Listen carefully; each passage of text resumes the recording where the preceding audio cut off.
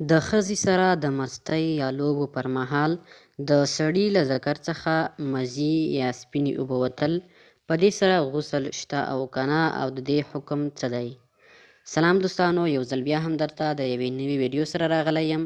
په دې ویډیو کې درته په یوه ډیره مهمه موضوع معلومات درکوم. هغه دا چې د سړي د ذکر څخه د مني او تشو میتیازو څخه بغیر دوه نور شیان هم خارجېږي کله نه کله، چې یو ته یې مزي وایي او بل ته یې ودي وایي. نو د دې حکم څه دی؟ په دې سره اودس یا غسل شته او که نه؟ که غواړئ چې په دې ځان پوه کړئ نو دغه ویډیو تر پایه راسره وګورئ، او که چینل مو نه وي سبسکرایب دا هم درسره سبسکرایب کړئ. مزي او ودي څه شی دي او حکم یې څه دی؟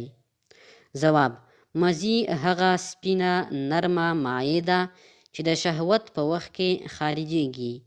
ودي هغه غلیظه سپینه مایع ده چې تر بولو یا تشو میتیازو وروسته خارجېږي.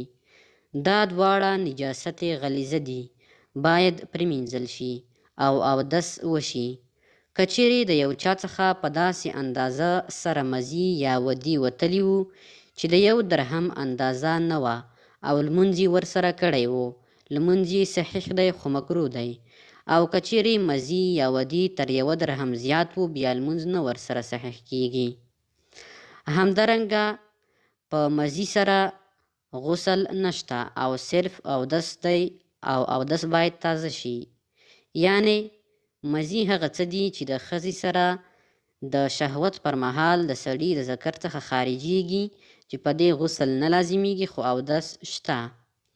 او همدارنګه که چیرې یو چا اودس درلودی او مزي ورڅخه خارج شول، نو د ده اودس مات دی، اودس باید له سره وکړي. مزي باید د مني سره توپیر شي. مني هغه څه دي چې په شهوت سره د کوروالي پر مهال د سړي خارجېږي، او مزي بیا هغه څه دي چې د شهوت پر مهال د کوروالي اړیکې نه بغیر یا د ښځې سره د لوب او مستۍ پر مهال یا د کوم بل وجې یا فلم کتلو له وجې د سړي د ذکر څخه خارجېږي، هغه ته وایي. نو دوستانو، امید دی چې تاسو به دا ویډیو لیدلی وي او معلومات به مو حاصل کړي وي. د ویډیو لیدلو مو مننه.